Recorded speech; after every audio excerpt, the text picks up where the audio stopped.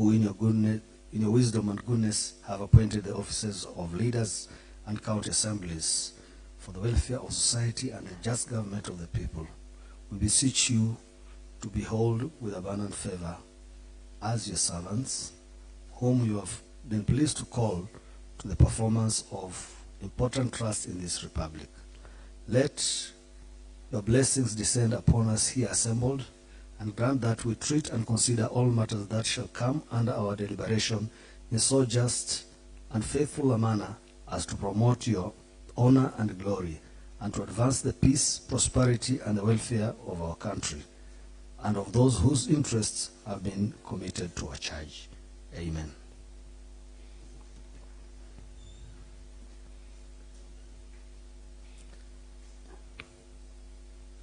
Yeah, let me take this opportunity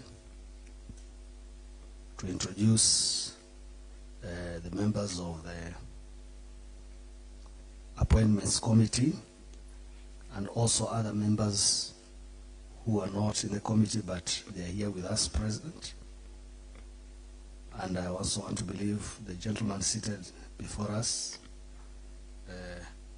is one Martin Tairo Maseghe.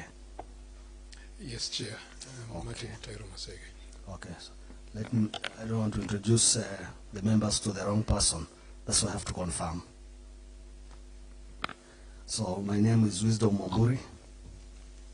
I'm the Speaker of this Assembly and the Chair of the Appointments Committee. To the Chair, I am Anton Orige, member of this committee and Majority Leader. Through Chair, I'm Joseph Kennedy Malega, MCA Mwatate Ward. Thank you, Chair.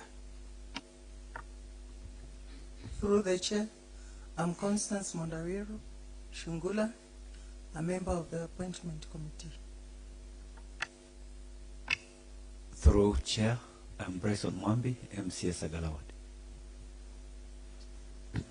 Through the Chair, I'm Azardin, MCA Kalinod and Chairperson Public Works, Roads, Infrastructure.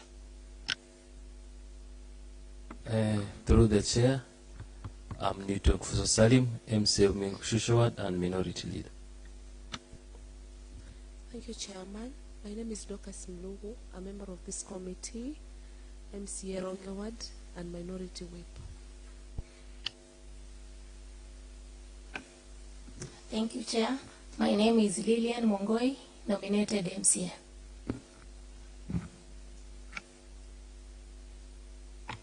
Through Chair, my name is Duncan Wangamo Mokufu, MCA Usik Shambwad.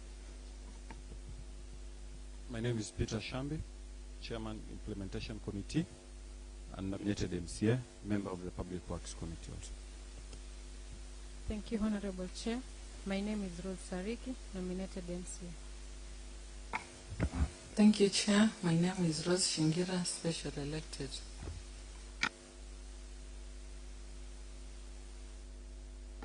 Yeah, those are the members of the Appointments Committee and also other members who have shown interest in being part of the vetting process. Yeah, I will now ask our Chief Sergeant at Arms to administer oath to the nominee.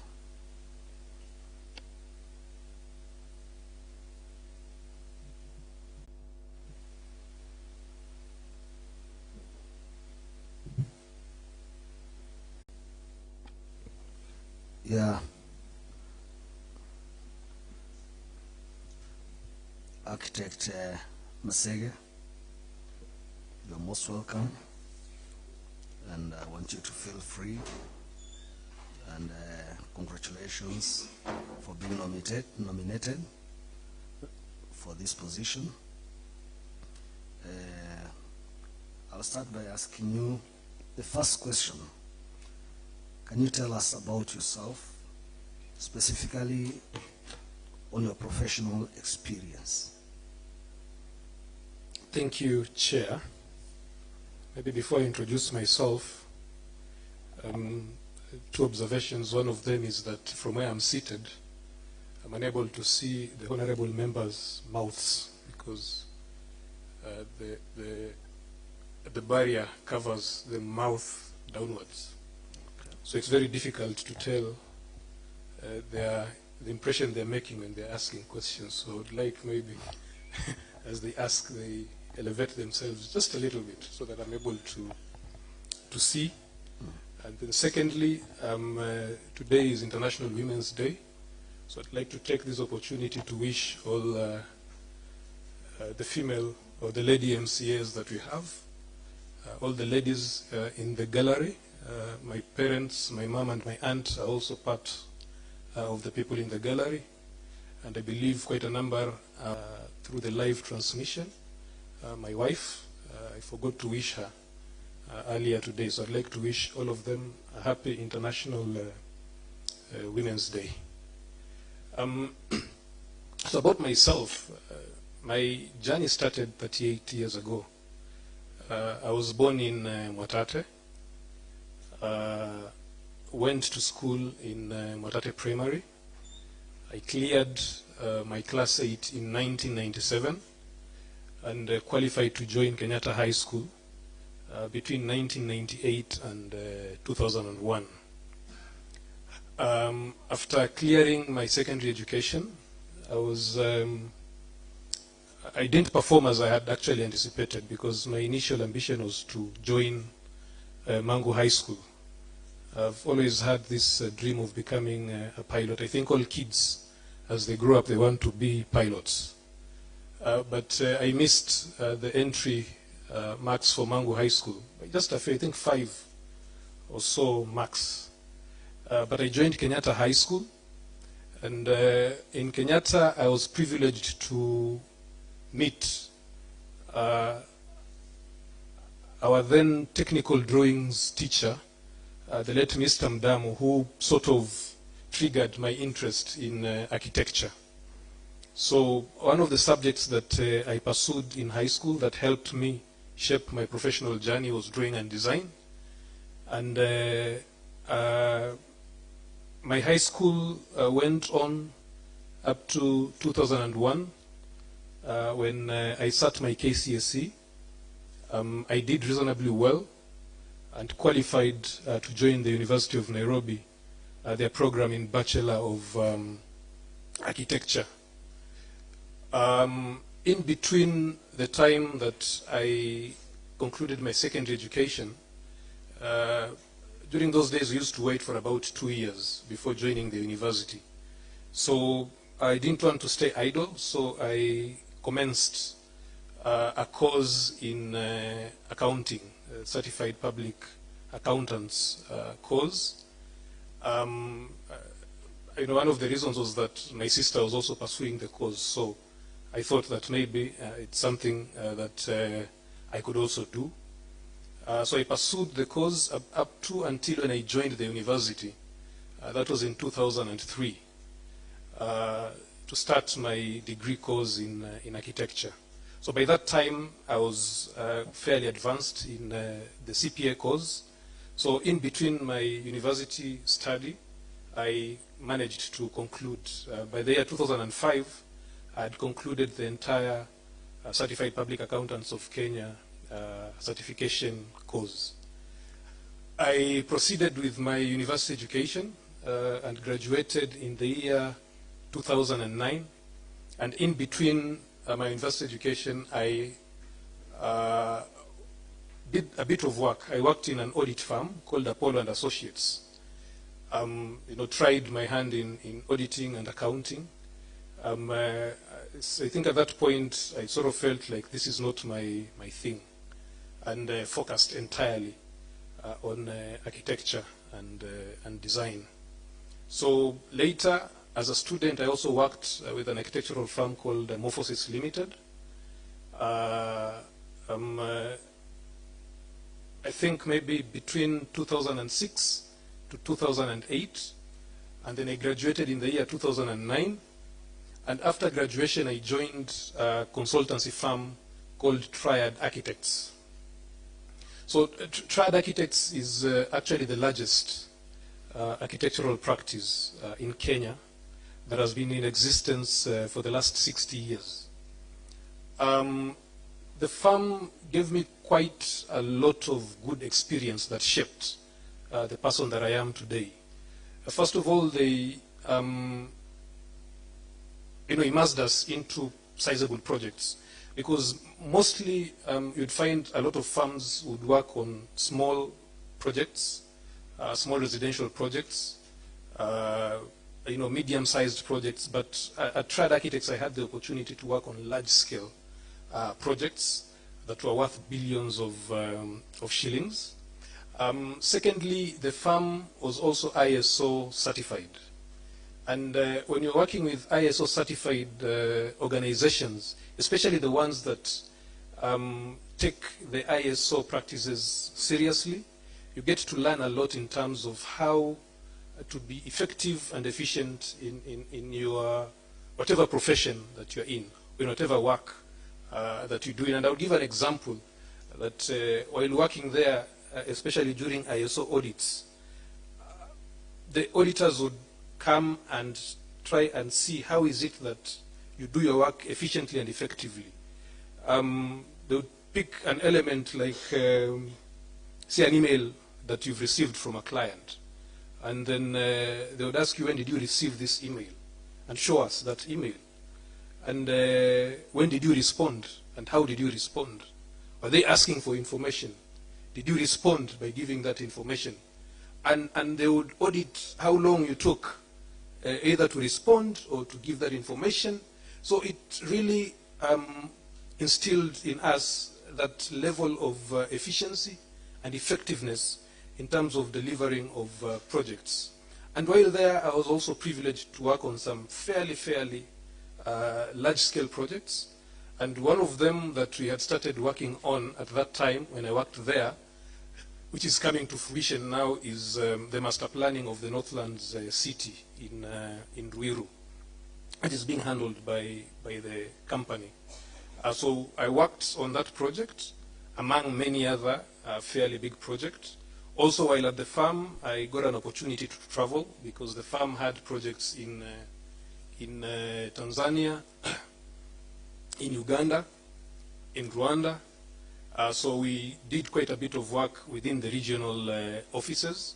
We also did a bit of travel outside the country to Turkey and to China, specifically, to assess issues to do with materials and also to help our clients in the procurement of materials. So I worked in Triad between 2009, after graduation, up to 2013. And it's the same year that I got registered. So basically, the journey to becoming an architect, you have to go through the study. And then after the study, you have to work in a registered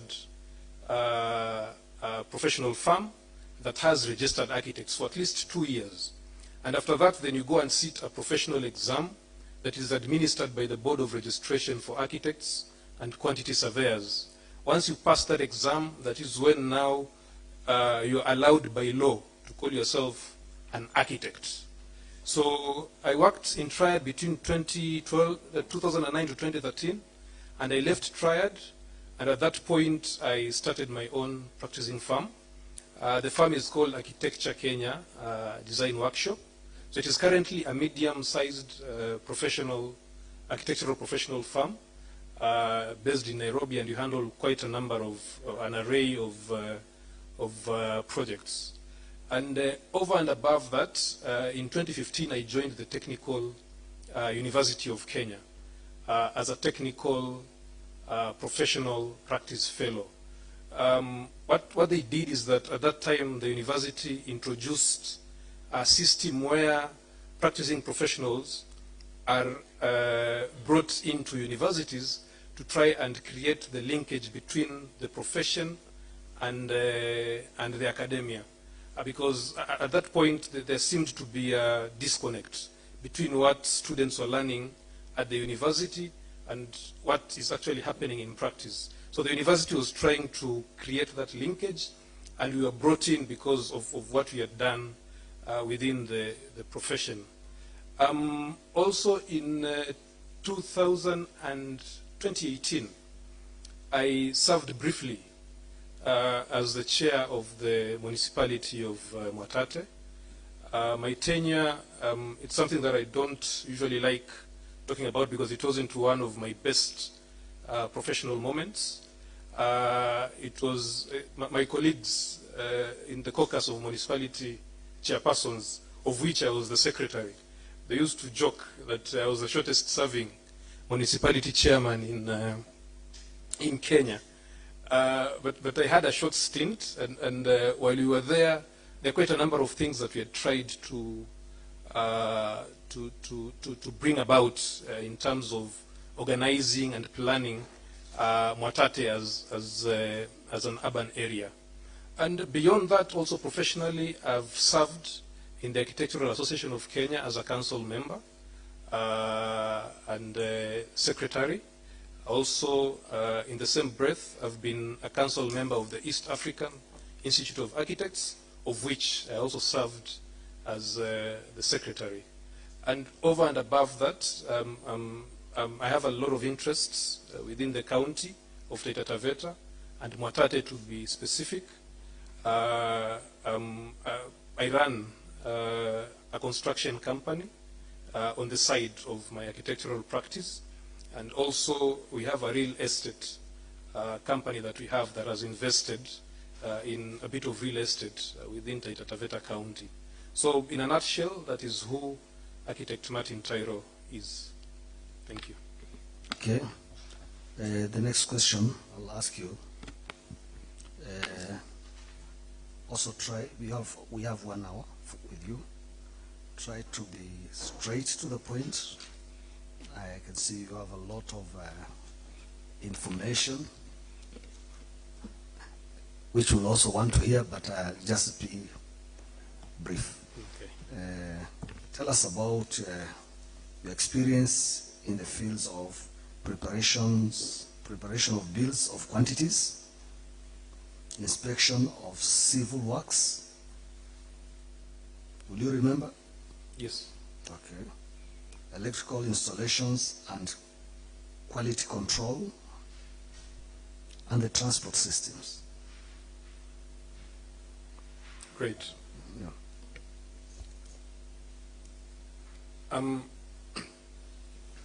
As an architect, by training, we are trained to be designers and supervisors of construction projects. But in practice, we are essentially leaders. Because you are the first person that a client would approach with a brief. And when they approach you, then they expect you to put together a team. Because before you achieve a project, whether it's a construction project or a civil project, there are quite a number of different professions that are involved. So in my area of practice for the last 15 years that I've been in the industry, I've interacted and guided and managed teams that have consisted of quantity surveyors, that have had civil engineers, that have had structural engineers, mechanical engineers, and electrical engineers. So when you manage a team, essentially they rely on the information that you give them as an architect for the design to use to prepare their designs. And then they bring them back to you to review and ensure that they are actually in line with what it is that we had envisioned initially. And all that information is essentially what, again, is used to prepare the bills of quantities. So at my level as an architect or as a team leader of the entire construction team, then I've had that opportunity to, first of all, interact with all these different professionals as they do their work. I've had an opportunity to examine the kind of work that they've done. And in that line, I've had a deeper understanding of all these different aspects of design at how transportation, specifically like the master planning for the Northland City in Ruiru. We looked at how does transportation work within the precincts of the city, and that is public transportation and also private transportation in terms of what facilities are we providing to enable people to move around easily. I hope I've responded. Okay. Yeah. Let me ask another question. How will your docket assist the other county departments realize their mandate? Great. Through the chair, one of the aspects to look at, which is direct, is that under my docket we have the Department of Transportation, which is essentially responsible to manage how transportation happens within the entire county government. So transport is critical in service delivery, and each and every department definitely needs to be properly facilitated transport-wise to enable them to carry out their mandates properly. Secondly, as a department, we are also, I can say, the consultants for the entire county government when they're carrying out their development projects that entail building and construction. So as consultants, we are the department that has all the architects, all the engineers, and all, basically the project managers and all the other consultants that any department would engage.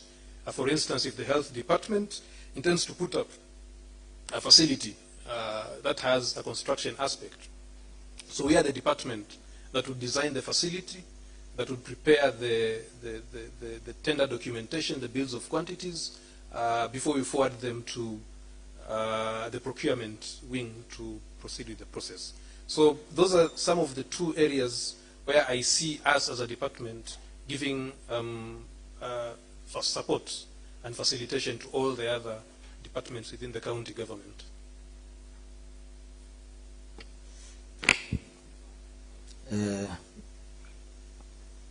So after a procurement, your work ends there, or you go beyond there? No, it doesn't end there, because after procurement, when the contractor gets to the site, we also do construction supervision, and even after, when the construction ends, then even during the period of maintenance, especially of buildings, we are definitely going to be involved. Let me give this opportunity to Mheshimiwa Constance to also ask a few questions. Thank you, Chair. Good afternoon, Mr. Maseghe. Good afternoon, Mheshimiwa. Yeah. Please give us the state of the following per sub-county and your proposal of addressing inefficiencies in the following: transport, road infrastructure,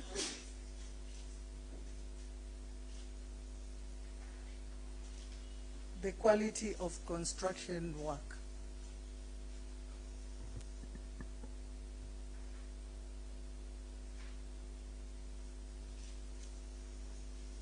Did you get that?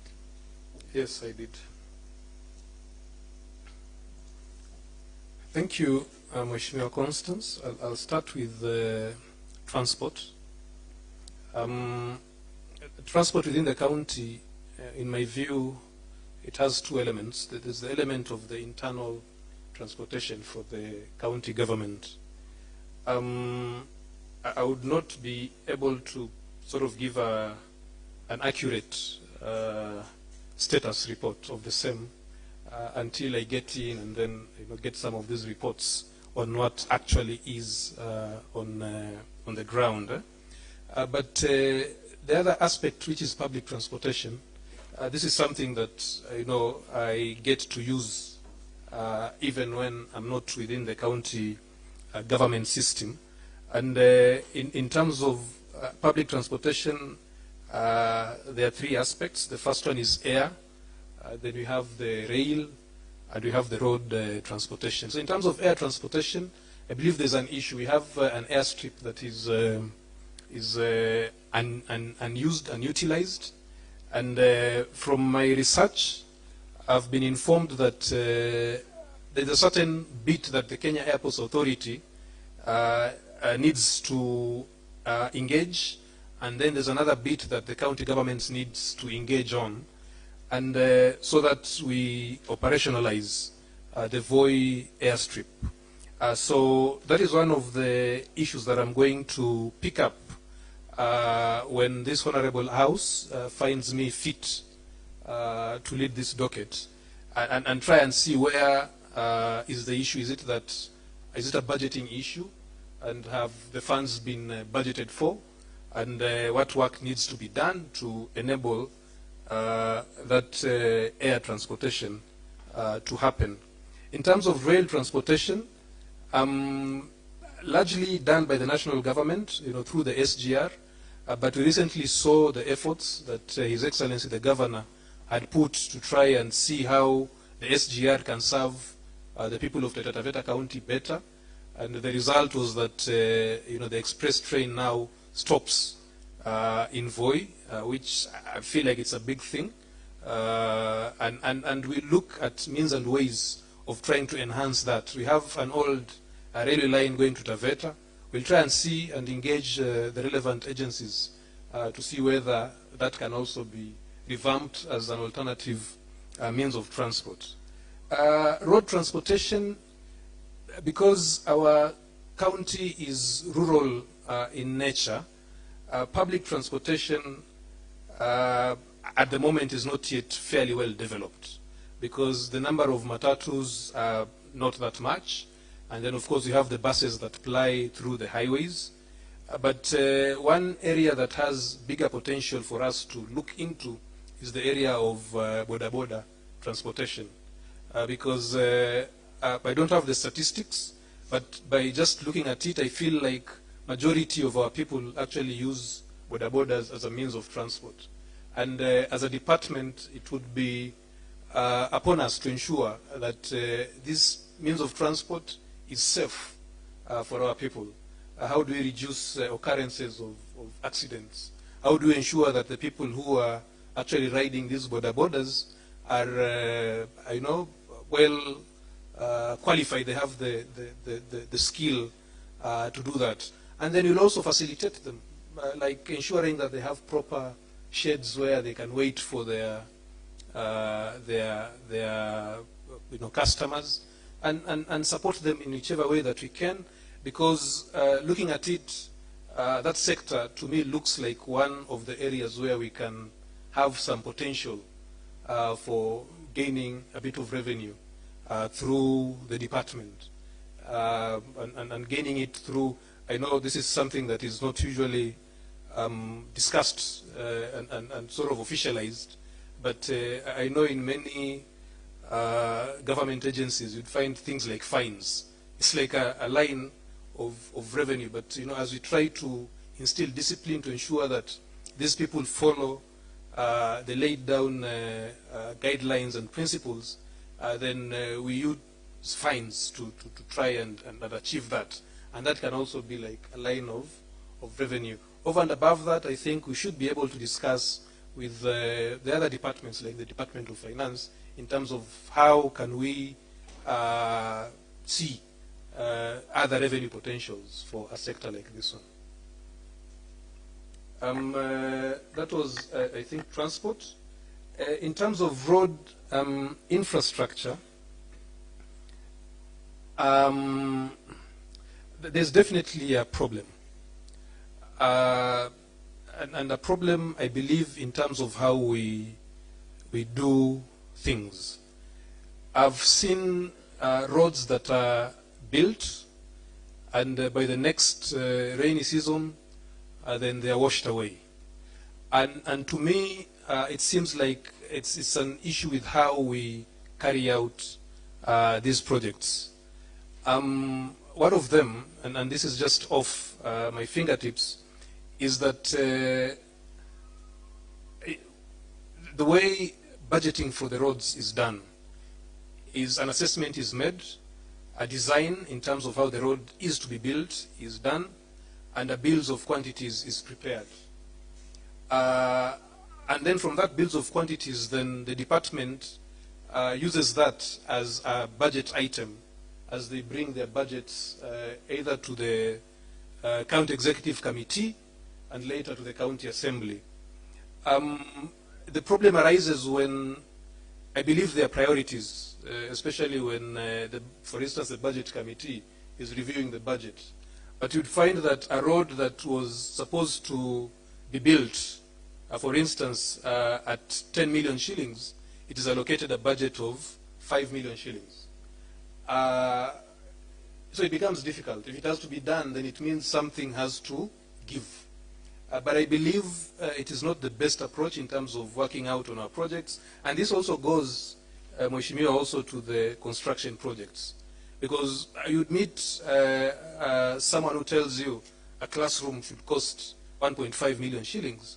But a classroom in Mwatate and a classroom in Veruga, totally different because of the terrain, because of the distance from where the materials are sourced. So you'd find that the way we approach possibly budgeting is not fairly well informed by the actual situation on the ground. So that is one of the things that I plan to possibly pick up with my committee for public works. And we find a way, as in even if the funds are not adequate, then instead of reducing the funds for all the roads, then we say there's a road that we wouldn't do. But we do the other one, we do it properly, so that when it's done, it lasts much longer. So I feel like if we change a bit of the approach in terms of how we do things, then you're going to do much, much better. Thank you. Okay, how do you get to know the specific roads to be serviced by your docket? The specific roads to be serviced. To be serviced. I believe, Mheshimiwa, that there's a classification of roads that is done by the National Government Ministry of Roads that classifies either class A, B, C, all the way to, I think, D, E class roads. And then it also assigns responsibility in terms of maybe class A is handled by Kenha, maybe AB, and then there are the roads that are going to be handled by Kenya Rural Roads Authority, and then there are the roads that are going to be handled by Kura, and others by the county government. So from those classifications, we should be able to pick, and I believe there's a document. It's either a law or a gazette notice that sort of classifies these roads. So we'll be able to pick up the ones that are our responsibility. And I believe in terms of execution, then the other documents that come in, like the CIDP, because from the CIDP, I think public participation has already been done, and the prioritization of which roads that need to be either built or maintained by the county government has already happened.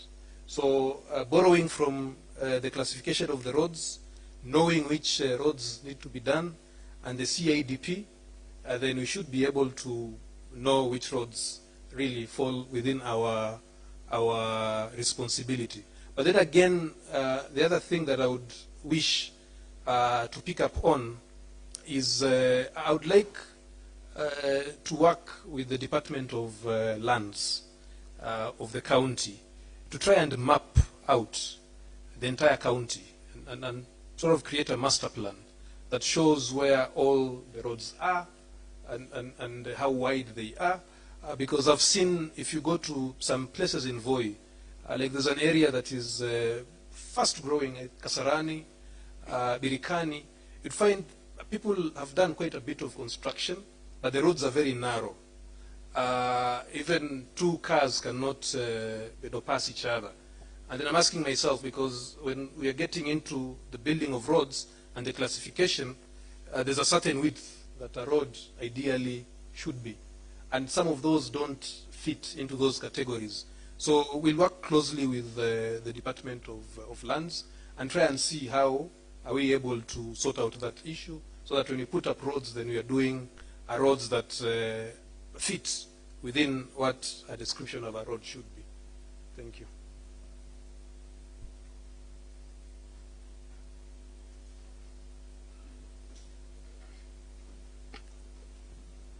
Mheshimiwa Deputy Speaker, can you ask the next question? Thank you, Mr. Chair. Sorry.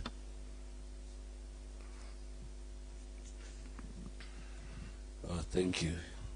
Thank you, Minority Leader. I was almost donating my question unknowingly. Anyway, first of all, congratulations, Architect Martin Tairo Maseghe, for coming this far. Thank you. Man will just be very brief. Tell this committee the relevance. You're trying to create a match between your qualifications and the job you're just about to undertake. So create a match. The relevance of your qualifications and the task that is ahead of you. That is one. The other part I would like you to look at is on the possible revenue streams within your department that you can visualize. Because on-source revenue is an issue in this county, and we want everybody who gets into work should also think of how to bring, I've also seen you have done accounting, receivables and payables. So our concentration now is on receivables, not so much into payables. Something else. I've seen also you've undertaken some training in ISO and even gone to a level to be the management representative of the company. So tell us its importance, and if it's something worthwhile embracing as a county or as a department, because I also happen to have been trained in that line to the level of lead auditor. But unfortunately, I'm not in the implementing arm. So now that it is happening that you're on the other side of implementing, so maybe you can share something in that line so that we see, if possible, we can, even if not the level of certification, but borrowing the practice of the system within your department, and where possibly the whole government. Finally, you just put it on record as you have been the shortest serving chairman, municipality chairman. So, do you see that as a failure? We'd like you to get us out of that thought that you failed. Is it out of failure that you became the shortest? Maybe you could not manage a few things here and there. So take us out. Well, why it didn't work at the municipality. And I remember we vetted you here. Yes. I was in the last assembly, and we had a lot of faith in you. So maybe if we don't want again to find ourselves in the same situation like last time, to become the shortest serving CEC public works in Kenya again. So maybe take us out of that thought. Okay. Thank you, Chairman. Thank you. On the first aspect, in terms of relevance of my professional training and the job that is ahead of me, should this Honorable House find me fit. As I had mentioned earlier, architecture, you're trained in design and supervision of projects, but in practice is just about leadership, understanding the needs of a client, putting up a team together, managing that entire team to ensure successful delivery of a construction project. I believe the role of a CEC is also that of leadership, coming up with policies and guidelines that are going to help the chief officer in implementing and running that county department effectively, and ensuring that it delivers its mandate to the people. Secondly, as an architect, we simply are consultants. And as I had mentioned again also, as a department, you are consultants for all the other departments with regards to all their projects. So that's what I've been doing for the last 15 years, handling, managing, supervising, and ensuring that all, not all, but construction projects are properly done, more importantly, within timelines, again also within budgets. So I feel like that knowledge and that experience that I've gained all through my profession is going to greatly add value to this department, because it's exactly what the department does for the county government. In terms of revenue streams, it is a known fact that our county does not do well in terms of own revenue sources. There are quite a number of areas that I would like to look into. And one of them is the area of building inspection.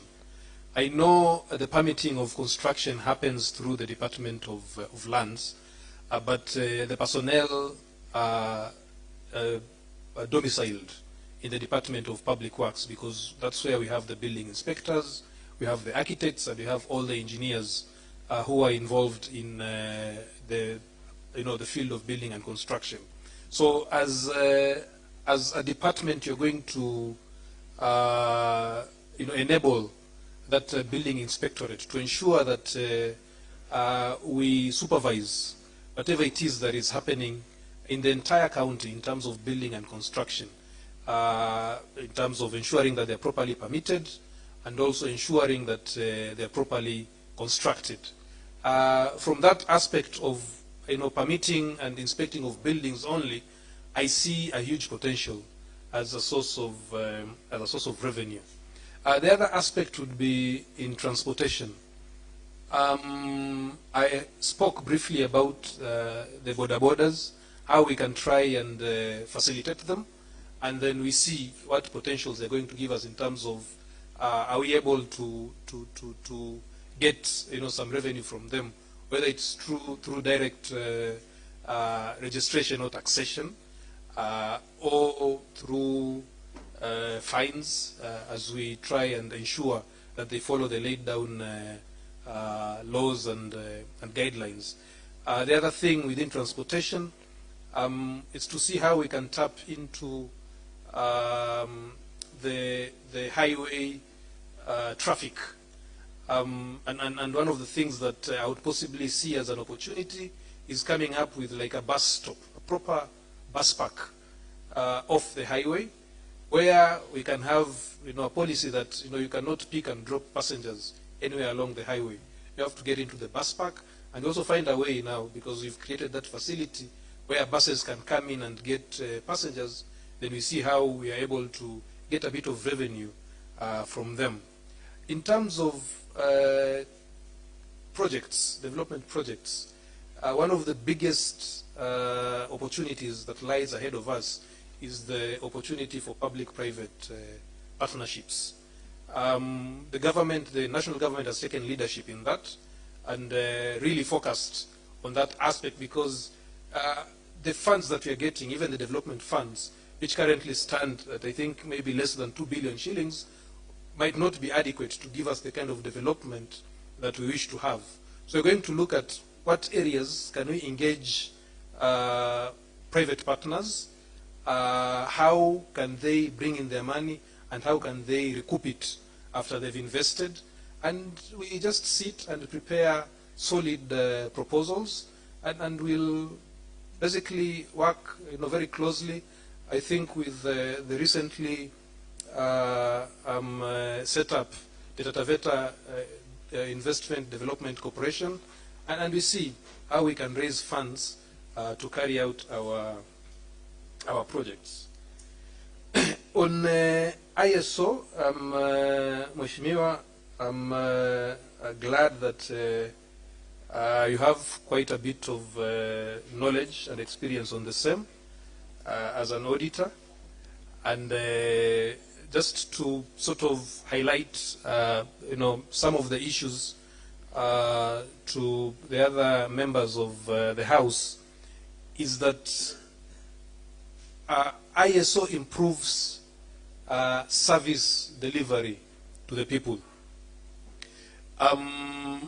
It increases efficiency in terms of how we carry out our work.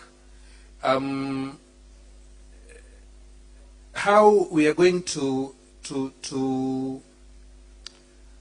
apply it in our work is that we would create a manual that is going to cover the different aspects of our work within the department and possibly within the county that can be aligned to international standards. And one of them I had mentioned is simply how do we respond to inquiries. It could be how do we pay our suppliers after they've carried out their works. It could be how do we deal with our staff. Do we train them well? Is their welfare well taken care of? So we look at all these different aspects that enable us to offer service to the people, and then we create a manual that is going to be followed up, and we implement that manual, and then we carry out regular audits on the same. So I feel like if as a county we can take that direction, it is definitely going to improve how we work for our people. And then the last one is on the municipality. Maybe to understand how I got out, it's important to also understand how I came in. The Urban Areas and Cities Act provided a criteria for selection of the members of the board to the municipality. So I was nominated by the Architectural Association of Kenya because the professional associations are given one slot to nominate a member to the board. So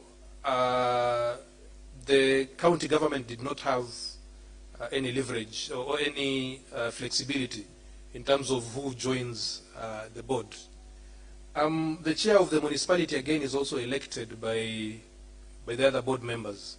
So I believe I impressed my fellow board members, and they felt like I was the right person to be the chair of the board. So during the election, I won that vote for chairmanship of the municipality board. But I believe the then governor had other ideas. He did not want me to be the chair of the board. But I thought, because since other members have seen it fit to have me as the chair, then I felt like maybe we can create some form of a working relationship and see how best we can take the municipality forward. But throughout the entire duration, I was unable to do anything. I couldn't reach the governor. We would have meetings that were not facilitated. We would make decisions and minute them, but then we find that other things have happened. So it became fairly frustrating. So in the end, I felt like I'm putting in a lot of effort, but there's nothing that is coming out of it. And so that is when I decided that this is it, that I would not be able to continue working for the municipality. Thank you. Okay. So we're just hoping that you will not find yourself in the same position again. I don't believe we will, because this nomination has been done by His Excellency the Governor, so I have his blessings. Okay. Thank you. Mheshimiwa Kifuso. Thank you, Mr. Chair. I almost went ahead of the Deputy Speaker. To the nominee, I think now you are seeing me, because you see, saying that this blocking you from... Now I can see you. Yes, but the most important thing is the question. Yes. Think you listen to it.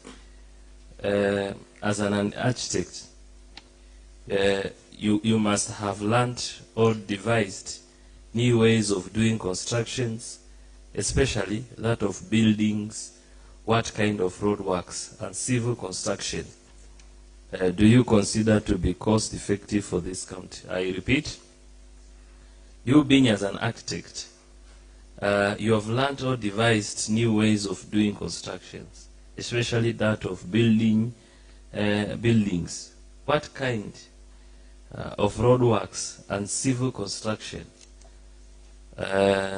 do you consider to be cost effective for this county? That is A. B. What measures will you put in place to ensure that the county government gets quality for money in works undertaken? What measures will you put in place to ensure that the county government gets quality for money in works undertaken? And the last one, C. How will your docket ensure that it realizes its full potential in revenue generation within the transport function? How will your docket ensure that it realizes its full potential in revenue generation within the transport function? Thank you.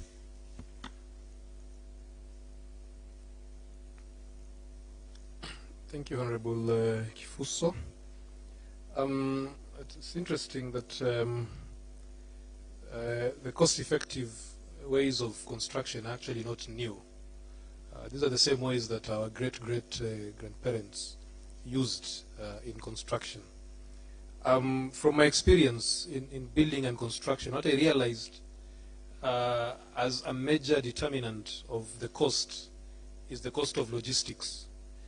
Because, for instance, you'll buy a piece of stone in Taveta or in Thika at 20 shillings, but then you spend about 80 shillings to transport it to the site that you want to build in.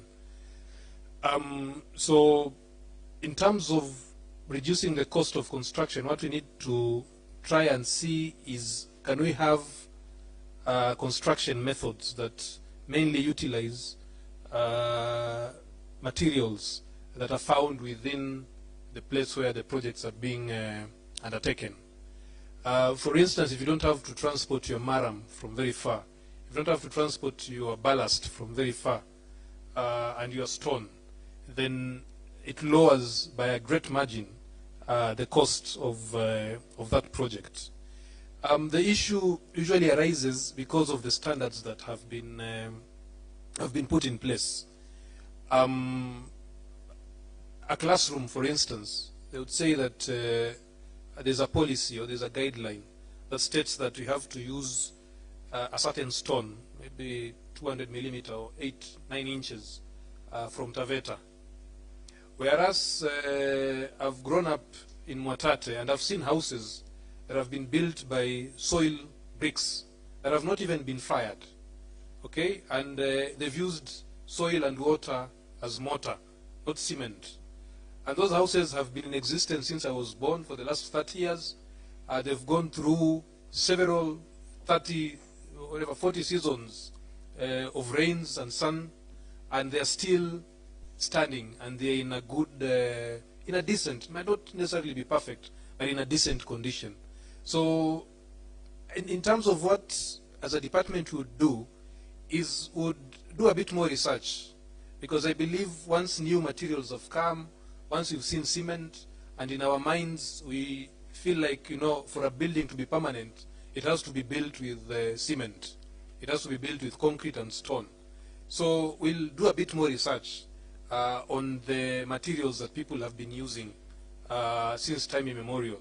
And we see if it doesn't fit into what we feel is best for now, then what can we do? The whole idea is to try and see what can we use that is within our locality, and we use it the way it is required to enable us achieve projects at a much cheaper cost.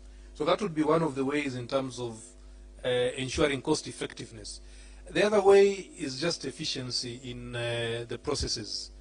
A lot of government projects, they end up being expensive because contractors would price in inefficiencies in the tendering process. They would price in inefficiencies in payments. Someone knows for sure I would clear this project by this time, but I'll get paid in 2 years. So for them to cater for the interest in their investment, then they put in higher prices. So some of these issues, if they are looked into, we try and ensure that we are much more efficient. Then it becomes much more cost effective to handle these projects.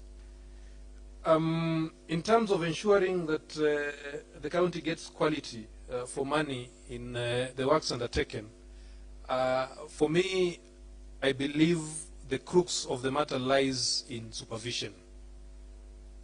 And supervision is heavily dependent on personnel that we have. If I get this opportunity, one of the things that I'm going to do is enhance the human resource of the department, ensure that we have adequate, qualified personnel to run our projects. I know by law,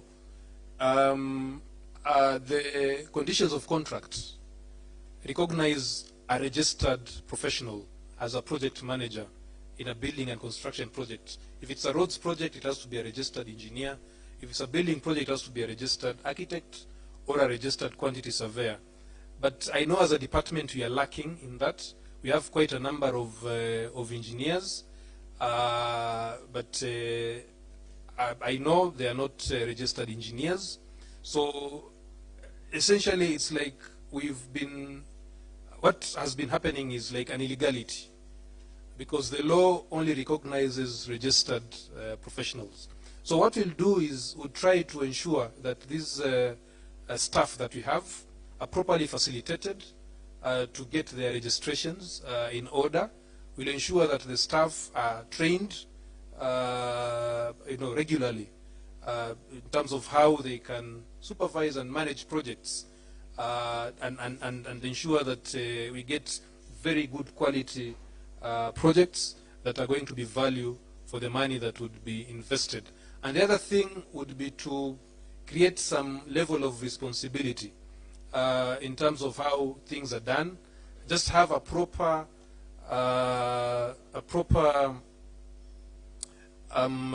organogram within the department that states whose responsibility it is to approve the quality of works, whose responsibility it is to approve the payments, and before any payments are done, we ensure that all these things are properly done. And in the end, if anything goes wrong, then definitely we know who takes responsibility. The other aspect would be in selection of the contractors to carry out the works. We need to carry out due diligence and ensure that the contractors that we work with are qualified for the works. We also ensure that we enforce provision of insurances and bonds, because there's a bond that it is rarely enforced, the performance bond that is given by a contractor. If they fail to deliver a project the way they had signed as per the specifications and the quality, then as a client department, then you are allowed to make a claim against the performance bonds. So if you're able to enforce all those aspects, then a lot of issues are going to come in place and ensure that we get good quality projects that are value for money. And then the last one is on realizing the full potential of revenue generation within the department. Mheshimiwa, I think I had touched on some of these aspects when I spoke about the boda. I had also mentioned the possibility of creating like a bus park to tap onto the traffic along the highways, and so on and so forth. So in the Department of Transport, those are some of the areas that I'm seeing as places where we can get maximum revenue if we approach them properly. Thank you, Mr. Chair.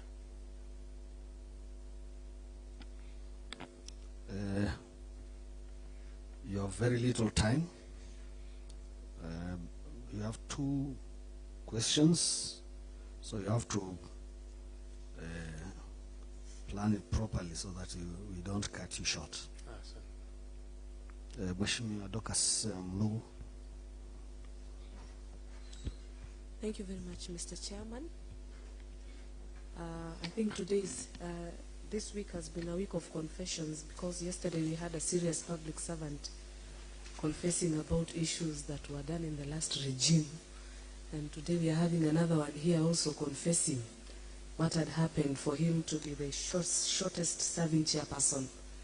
But anyway, out there they say in life, don't worry, because you've taken me far away down the memories of if you're not wanted, you know. Anyway, my question to you, Wana Tairo, is kindly share your views on leasing of plant and equipment for roads and other works, as opposed to maintaining county plant and machinery. Share your views on either leasing of plant and equipment for roads and other works, as opposed to maintaining the county ones. Which option is cost effective and why? That's the first one. And then the second one, in your view, do you think that there is a reason for review of recent paid on account of county-owned houses to the market rates upon proper valuation as a means of raising revenue? I repeat. Yeah, please. Do you think there is a reason for review of there is a reason for review of rent paid on account of county-owned houses to the market rates upon proper valuation as a means of raising revenue?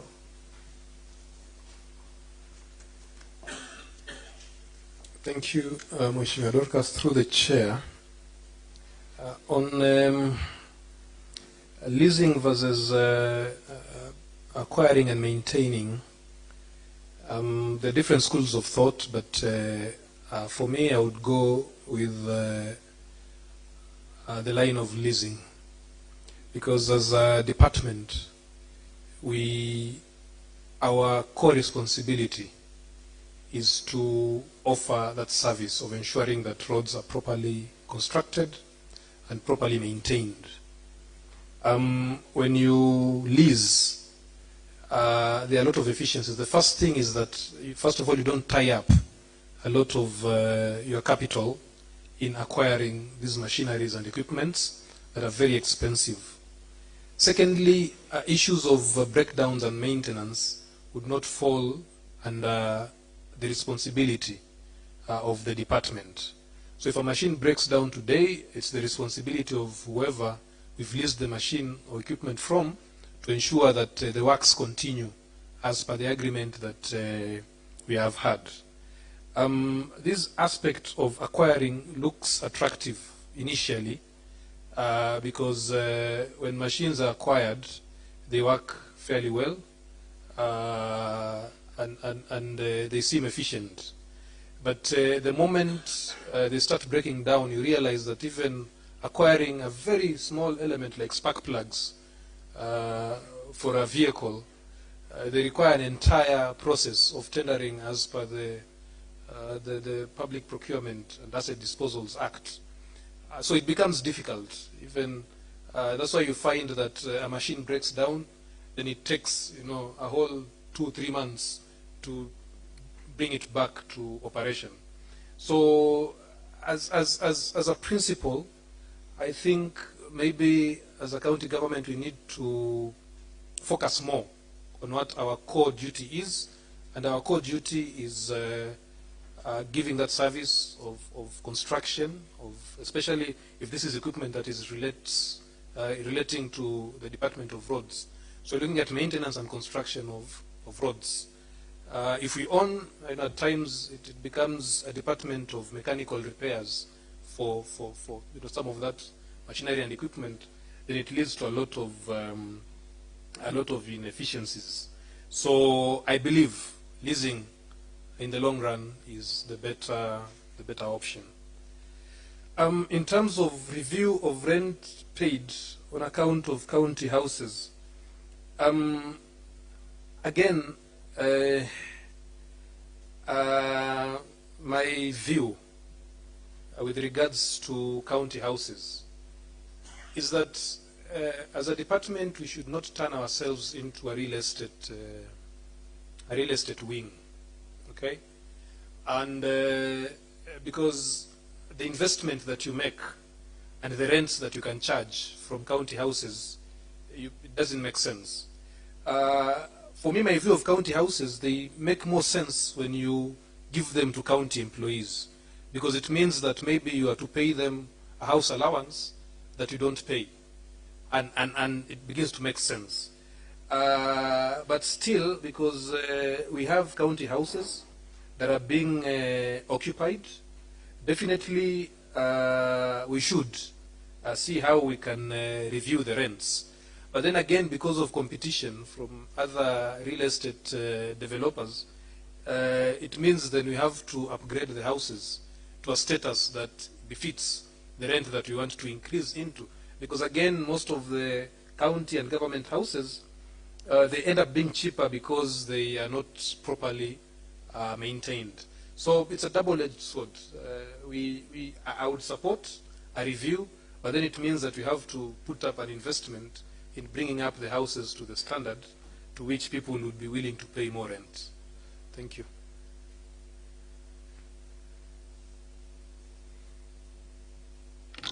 Yeah, Mheshimiwa Majority Leader. Thank you, Chair. Allow me to pose the following questions to our nominee. First question.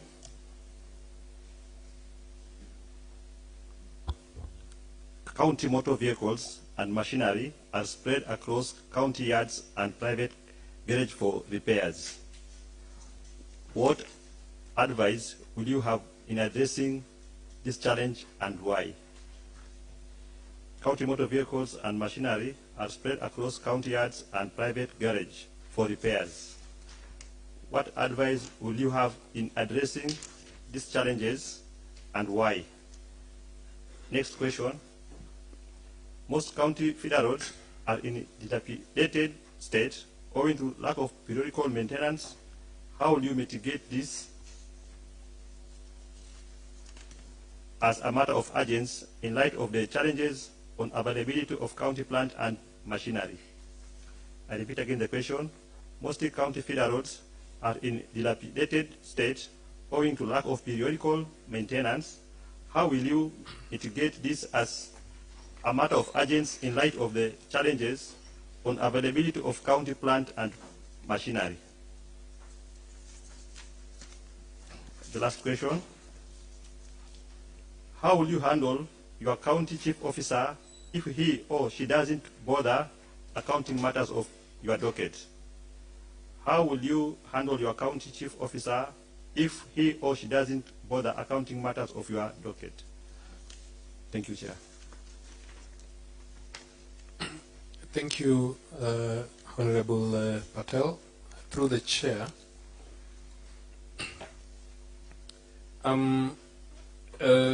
with regards to the county vehicles and machinery that require repairs, we have to bite the bullet and carry out an assessment and see do we have the vehicles that can be repaired or others that can't. So the ones that can be repaired, then we have to set aside funds and ensure that they are repaired as soon as possible and they are put back into operation. For the ones that cannot be repaired, then a way to dispose them should be found. But this also goes back to the point I was trying to make with regards to leasing vis-a-vis acquiring. And if you've noticed, even in the national government, quite a number of agencies are opting to lease even vehicles instead of outrightly acquiring. because leasing has a lot of advantages. It ensures that you're always operational, and there are no breakdowns, because if it breaks down, then they bring you another vehicle. So that is something that maybe can be considered. In terms of maintenance of feeder roads, again, without the machinery, essentially we have to prioritize bringing back the machinery into operation so that we're able to handle that function efficiently.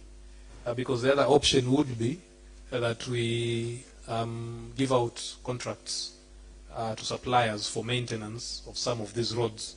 But I believe there are some classes of roads that would make sense that as a county we are able to have, some basic provisions for machinery that can handle, if it rains today and there's a road that has an issue, then you don't have to start tendering to get that road patched up as it awaits, proper repair or construction. So the machinery that is not operational, we need to prioritize bringing it back into operation so that we're able to do the work that we're supposed to do. In terms of how to handle the CEO who fails in their function of accounting, there are quite a number of approaches that I can pick up. One of them would be just reminding them of their roles and responsibilities and get them to do the work that they are supposed to do. If that doesn't work, then we escalate it to their boss, who is the county secretary, to ensure that they try and enforce that requirement for them to carry out their mandate.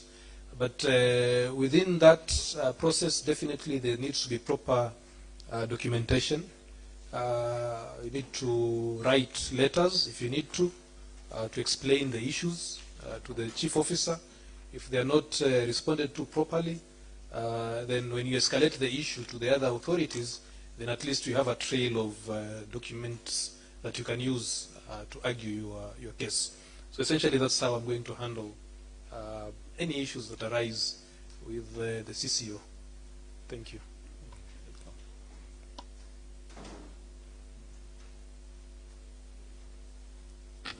Yeah, let me open the vetting process to the rest of the members who are present. Yes, Mheshimiwa Malega. Thank you very much, Chair. Good afternoon, Mr. Tairo. Good afternoon, Mheshimiwa. Congratulations for being our nominee today. Thank you. My question goes as how would you handle political pressure to have incomplete works approved for payment? I repeat again. How would you handle political pressure to have incomplete works approved for payments? Thank you, Chair.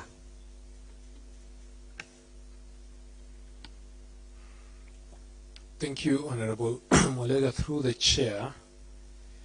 One of the things that I intend to do, should I succeed in this process, is to create a proper procedure, which seems to be lacking in terms of how projects are handled. My understanding is that after we carry out the design and preparation of bills of quantities, then the project or the information is transferred to the Department of Finance for procurement. I would like to see a scenario where staff from technical staff from the department are also involved in the procurement process of that project because of our experience and engagements with various contractors.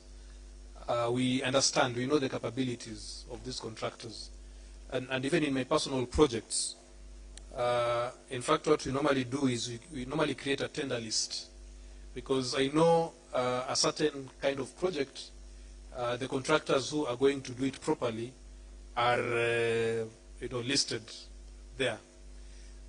Then the process of approving of payments is going to be very clear that a report has to be done, a meeting has to be carried out. From the meeting, an assessment is done. The quantity surveyor prepares a valuation. Okay? The valuation is followed by a report that includes both, it's a verbal report and also has photography evidence that the project has reached a certain stage. And with that, it is the only report that we are going to allow the chief officer to use while they are approving or while they are authorizing payments for projects. So if any member of staff of the department coils down to whatever form of pressure, whether political or coercion or whatever it is, and then they approve a payment outside the procedure that would have created, then they'll be personally held liable and responsible for that, and action is going to be taken against them. So I believe as leaders, in the positions that we're getting into, definitely we would be under a lot of pressure, not necessarily even from politicians, but even from members of the public. So it is expected that we have the ability and wisdom to try and deal with that kind of pressure without jeopardizing or cutting corners or anything in ensuring that we deliver quality works. Thank you.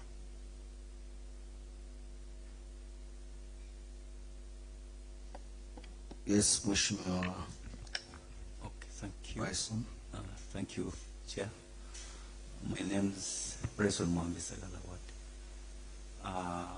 I happen to go around most of the rural, these county roads, as you have specified them in your speech. Most of them they are done poorly, and in fact, most of them they have been started, and they have been done halfway. So suppose now you get this this position, how would you help to ensure that they get completed, particularly in most of the wards in our county? Thank you, Honorable Mwambi. Through the chair, my understanding is that there are quite a number of incomplete projects, and not just in roads. There are a number of ECD classrooms that I believe and I'm aware that are incomplete for various reasons. So the first thing that we'll do is we'll carry out an assessment and see what was done, were the contracts properly awarded, the reason for incompletion was it non-payment of certificates, and then we'll act on them on project by project basis. We'll see what the issue is, and then we find a way of sorting out that matter to enable us proceed with those projects. I think a critical thing that we'll do is once we carry out that assessment, then we'll use the report to enable us in budgeting for those projects to proceed. Thank you. Mheshimiwa Anisa. Thank you so much, Mr. Speaker. First of all, I take this opportunity to congratulate Mr. Tairo for this 5 years term. Young as he is, energetic as he sounds, I would intend to engage him in a different way and this is pertaining to youth participation in our county. Sitting here, most of us have lost, or rather we're losing out the youths. It's unfortunate that the county government is very slow or has very low perception of youth participation in this county. Now, you being the youth, energetic, able, more conversant and knowledgeable about the conditions of our youths in our county, would you kindly share with us what you have up your sleeves for the youth in this county? And when you talk about youth engagement, I'm only talking about the employment. What other method can we use to motivate and encourage our youth to get back to the rails, because we've really lost them out? How do you become one of them, see them back, come back to themselves and appreciate themselves? I mean, this is in terms of mentoring, maybe encouraging, being a role model, being as the Tairo I used to know, the Tairo I know even up to today. Kindly, please. Thank you, Mr. Speaker. Thank you, Mheshimiwa Anissa. Through the chair, that's a fairly heavy question. Well, I'm beyond the legal non-bracket for youth, which is up to 35 years. But I believe I still qualify in the extended bracket for the youth. So at a personal level, and I'll talk about what I've previously done. I've been a board member, I think maybe I didn't mention, and chairman of the Motate Secondary School for the last 6 years. And I'm also currently a board member at Kenyatta High School. So I know those positions have given me that opportunity to interact with people at that age and try to mentor them and talk to them and encourage them in pursuing their dreams. We recently also had an engagement, I think that was also attended by some of you honorable members, with Taita Taveta University students in Mwatate. We spoke to them, encouraged them, engaged them and opened our doors to them. They can reach us anytime if they have any issues that they need our engagement or assistance in. In addition to that, even beyond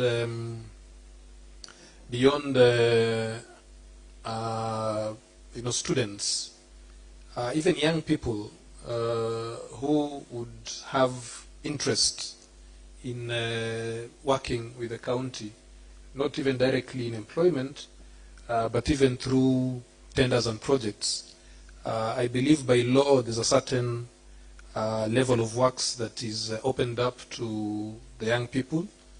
What we'll do, because the government procedures are fairly stringent, and you'd find that most of these young people either fail to qualify, or they are unable to raise capital to carry out some of these works, because even if you get a project, it means you need to raise funds, because the government doesn't pay in advance.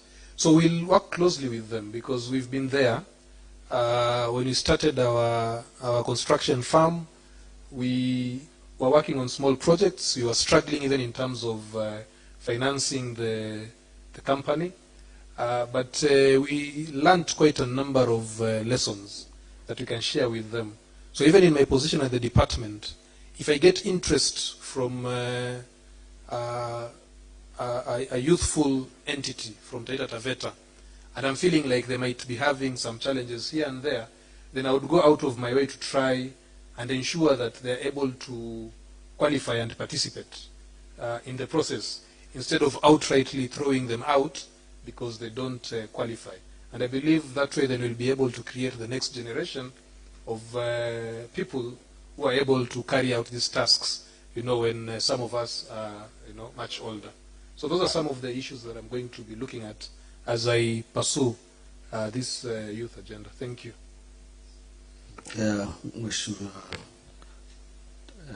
Mheshimiwa Rose, you'll take the last question because I think his time is up. But because you had raised already, you had shown interest to ask a question, we'll give you an opportunity. Thank you so much. That will be the last question. Thank you so much, Chair. Architect Martin Tairo. My question is, in Taita Taveta, I think the only place which is planned and well organized in terms of drainage, roads and everything is only in Voi Sikujua, and it's an old estate. What are you going to do in this, our beloved county, to make sure that the planning is done properly? Number two, there is a disturbing answer you gave on my side about bonds on the tender side. If, as per now, our youth, our women, some of them even having this money to apply for these tenders, it's a problem. Where are they going to get this money to get those bonds? Or is there a way which you're going to do so that they can get these bonds? Another thing, how are you going to use your own ways or your own capability to make sure that as our county we benefit in terms of feeder roads and so many roads so that they can be tarmacked or they can be done on curb roads? Thank you. Thank you, Mheshimiwa Rose.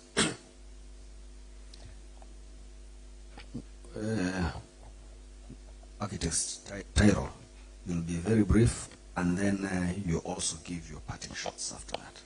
Thank you. So in terms of planning, there's a shift currently towards urbanization. And at a personal level, I'm an enthusiast of urbanization.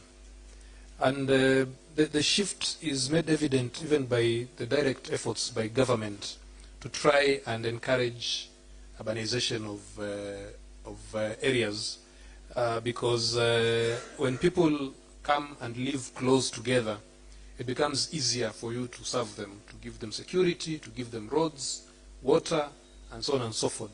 So, and that is why the Urban Areas and Cities Act was enacted, because the government is deliberately making an effort to encourage people to come from the rural areas to urban areas, but then not the traditional urban areas that we know of, Nairobi and Mombasa and Kisumu. We're looking at smaller urban areas within our counties. So within that Urban Areas and Cities Act is what advised the elevation of Mwatate to be a municipality. Ideally, it doesn't qualify to be a municipality, but it was elevated because it's a county headquarters. And currently there are efforts to elevate Voi and Taveta to become municipalities. Basically what would happen is that once a place is elevated to that state, then you are required by law to ensure that they are properly planned. So definitely need to have a master plan that plans those areas that have been elevated. And then secondly, it ensures that we provide services. It gives us, we are obliged as a county government through the entities that we've created as municipalities to provide services. There's a certain quality of infrastructure that you need to have. For instance, you need to plan for a sewer, you would need to plan and build properly paved roads. We would need to ensure that the areas are properly served by power. We need to ensure that we have facilities like public parks where people can just go and relax, and that is something that we are missing within the county. So in terms of planning, I would definitely work close, because that function lies squarely in the Department of Lands. But I'm going to work closely with them and utilize my knowledge and experience in those matters. I even plan to engage my soon-to-be former colleagues at the Technical University of Kenya, School of Architecture and Spatial Planning, where I was a professional fellow, and see how can we come to a sort of government-to-government agreement and prepare master plans for the different urban areas that we have within Taita Taveta County, and set them on that trajectory to proper development. On the question of bonds, I know again it's a sort of a double-edged sword, because a bank would either require that you deposit a certain amount of money with them, or an insurance company that trusts you is the only one that can give you a bond. But again, at times they would also require that you deposit a certain piece of security for them to give you that performance bond. It's a requirement that if we are to ensure that our works are done properly, then we have to critically think of imposing it. So in terms of ensuring that our upcoming or young business people and contractors get to benefit, for me I would advise that they start small, because when you start from smaller projects that don't require huge sums of money, in terms of those bonds and insurances, the amounts of money that possibly you can raise, and then you carry them out well, because when you go to an insurance company, they would ask you, let me see your profile and your history. If you've done projects over the last 10 years and there have been no issues, they can actually give you a performance bond without depositing any security, because you've shown a proper track record. So what I would encourage is that it's difficult for you to get into a certain sector and then immediately you are up there. So they would start small, work on smaller projects, and I believe the county has different sizes of projects that are available, and slowly they build their capacity to a point where they will be able to afford some of these requirements. And then the last question, if you don't mind reminding me, Mheshimiwa, it was using my capabilities to open up roads, these feeder roads, especially in our county, Yes. like to upgrade them in tarmac or cabros. Yeah, I feel like it overlaps slightly with the first question that I responded to, but again, for instance, for some of the roads that require national government intervention, then we would use the networks that we have to try and reach out to the national government, because in as much as some of these projects, are our right, in terms of prioritization, at times you find that you are not prioritized. And we can try and find means and ways of lobbying the national government through the networks that we have to see that some of these roads are also looked into. And for the ones within the county, for me, I would want to assure this House that I would do a proper plan of how we are going to work on the roads network and also on all the other projects within the county for the next 5 years. That's if I'm approved by this House, and we'll stick to that plan and we ensure that we carry out the projects properly, we ensure that they are of good quality, and in the end, I think we'll see for ourselves what we would have done. So maybe as a parting shot, when I chair, I would like to thank this Honorable House for giving me this opportunity. If I'm approved, I understand that the department that I'll be heading is one of the most critical, actually if not the critical department within the county.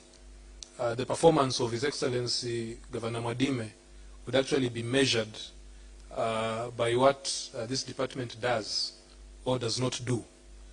So I would like to say that I understand the responsibility that would be bestowed upon me if I'm found fit to head this department. And I would like to assure you honorable members that I have the capabilities, I have the knowledge and experience, and I have the wisdom to carry out that mandate successfully. So as you go out to deliberate, I'm hopeful that you're going to find that I'm fit to lead this department. Thank you very much. Architect Martin Tairo Maseghe. I think you've done your best, isn't it? So we are hopeful that maybe you'll get a job. If you do, we shall work with you, and you'll appear in this house many times. We'll sort